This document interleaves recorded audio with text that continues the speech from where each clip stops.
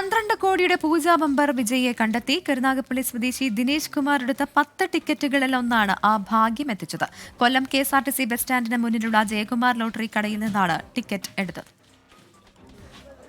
നറുക്കെടുപ്പ് കഴിഞ്ഞ് ഒരു ദിവസത്തിനപ്പുറം സസ്പെൻസ് പൊളിച്ച് ഭാഗ്യശാലി എത്തി. കൊല്ലം കരുനാഗപ്പള്ളി സ്വദേശി ദിനേശ് കുമാറിനാണ് 12 കോടിയുടെ ഭാഗ്യം. ടിക്കറ്റ് എടുത്ത കൊല്ലത്തെ ജയകുമാർ ലോട്ടറി സെന്ററിൽ ഉച്ചയോടെ ദിനേശ് എത്തി. ഭാര്യയ്ക്കും മക്കൾക്കുമൊപ്പം എത്തി ദിനേശിന് വൻ സ്വീകരണം. ഭാഗ്യം പ്രതീക്ഷിച്ചിരുന്നുവെന്ന് ദിനേശ് കുമാർ 24നോട്. പണം എന്തു ചെയ്യുമെന്ന ചോദ്യത്തിനും മറുപടിയുണ്ട്. ഭാവിയിലെ പരിപാടി ആദ്യത്തെ ഡെപ്പോസിറ്റ് ചെയ്യുക. പിന്നെ ഇപ്പം തന്നെ നമ്മൾ അത്യാവശ്യം നാട്ടിൽ സഹായങ്ങൾ ചെയ്യുന്നുണ്ട്. സഹായം എന്ന് വെച്ച് കഴിഞ്ഞാൽ അത്യാവശ്യം എന്തെങ്കിലും ലോൺ എടുക്കാനോ അല്ലെങ്കിൽ ലോൺ അടയ്ക്കാനോ അങ്ങനെയുള്ള കാര്യങ്ങളൊക്കെ നമ്മൾ സഹായങ്ങൾ ചെയ്യുന്നുണ്ട്.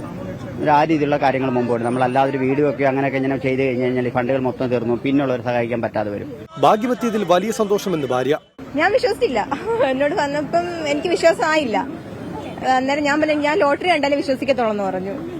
അന്നേരം പിന്നെ മൊബൈലിനകത്ത് ആദ്യം കാണിച്ചു വന്ന് അന്നേരം എനിക്ക് വിശ്വാസമായി. പിന്നെ ലോട്ടറി കാണിച്ചു. കരുനാഗപ്പള്ളിയിൽ ഫാം കർഷകനാണ് ദിനേശ് കുമാർ. കമ്മീഷനും നികുതിയും കഴിഞ്ഞ് 6 കോടി 18 ലക്ഷമാണ് ദിനേശ് കുമാറിന് ലഭിക്കുക. സബ് ഏജന്റ് ഇല്ലാത്തതിനാൽ ആ കമ്മീഷൻ തുകയും ദിനേശ് കുമാറിന് ലഭിക്കും. 24 കൊല്ലം.